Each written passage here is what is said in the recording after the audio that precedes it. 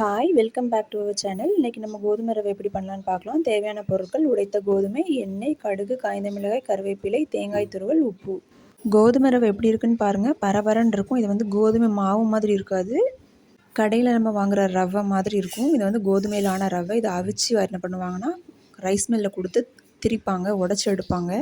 இதில் தேவையான பொருட்கள்லாம் வச்சுக்கோங்க. ஃபஸ்ட்டு அப்புறமா ஒரு கடாயில் சிறிதளவு எண்ணெய் ஊற்றி அதில் கடுகு போட்டு முதல்ல பொரிய விடுங்க. அது நல்லபடியாக பொரிஞ்சு வரட்டும். பொரிஞ்சு வந்ததுக்கப்புறமா 2 காய்ந்த மிளகாயை நம்ம பிச்சு உள்ளே சேர்த்து அதையும் என்ன பண்ணுங்க அப்படின்னா பொரியட்டும், வதக்குங்க கொஞ்சம் நேரம். அது அதோட கலர் லைட்டாக சேஞ்ச் ஆனதுக்கப்புறம் கருவேப்பிலை ஆட் பண்ணுங்கள். கருவேப்பிலை ஆட் பண்ணிவிட்டு நல்லா மிக்ஸ் பண்ணிக்கோங்க. கரண்டி வச்சு மிக்ஸ் பண்ணி பொரிஞ்சு வரட்டும். கோதுமை ரவை உடம்புக்கு ரொம்ப நல்லதுங்க.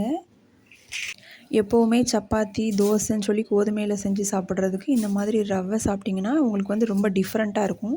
இப்போ நல்லா பொரிஞ்சு வந்ததுக்கப்புறமா 1 டம்ளர் தண்ணி ஊற்றுங்க. 1 கப்புக்கு 1½ டம்ளர் தண்ணி ஊற்றுங்க. அது நல்லா கொதித்து வரணும். உப்பு ஆட் பண்ணிக்கோங்க. தேவையான அளவு உப்பு ஆட் பண்ணிவிட்டு அதை நல்லா இந்த தண்ணி கொதித்து வரணும். கொதித்து வந்ததுக்கப்புறம் தான் மிக்ஸ் பண்ணணும். ரொம்ப நல்லாயிருக்கும் சாப்பிட்றதுக்கு. இது லைட் வெயிட் ஃபுட்டு. இது நம்ம உடம்புக்கு ரொம்ப நல்லது. இப்போ பாருங்கள், தண்ணி நல்லா கொதித்து வந்துருச்சு. கொதித்து வந்ததுக்கப்புறமா இனிமேல் என்ன பண்ணணும்னா, நம்ம வச்சுருக்கிற கோதுமை ரவையை கொஞ்சம் கொஞ்சமாக போட்டு நம்ம அதை கிண்டிகிட்டே இருக்கணும். இல்லைனா கட்டி விழுந்துடும். நம்ம தண்ணி அதிகமாக சேர்க்கக்கூடாது. தண்ணி அதிகமாக சேர்த்தா கொஞ்சம் கொல கொலன்னு ஆயிரும். நம்மளுக்கு உதிரியாக வரணும் அப்படின்னா நம்ம தண்ணி கரெக்டான அளவுக்கு தான் சேர்க்கணும்.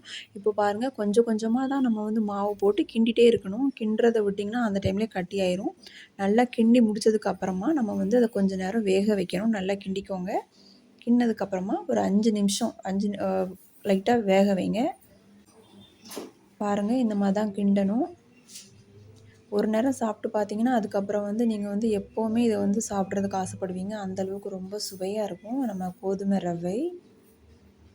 இப்போ கிண்டிட்டு தேங்காய் துருவல் நம்ம துருவி வச்சுருப்போம்ல, அதையும் என்ன பண்ணுங்க அப்படின்னா நல்லா மேலாக்கில் தூவி அதையும் நல்லா இந்த எல்லா மாவு கூடயும் மிக்ஸ் ஆகிற மாதிரி நல்லா கிண்டி விடுங்க. நல்லா கிண்டுனீங்க அப்படின்னா பார்க்குறதுக்கு இந்த மாதிரி தான் இருக்கும்.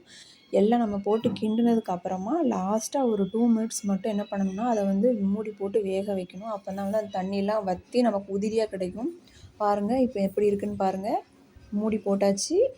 இப்போ வேக வச்சு எடுத்தாச்சு. இப்போ பாருங்கள், அதோட தண்ணி எல்லாமே போய் கொஞ்சம் நமக்கு பார்க்கவே கொஞ்சம் உதிரியாக தெரியும்.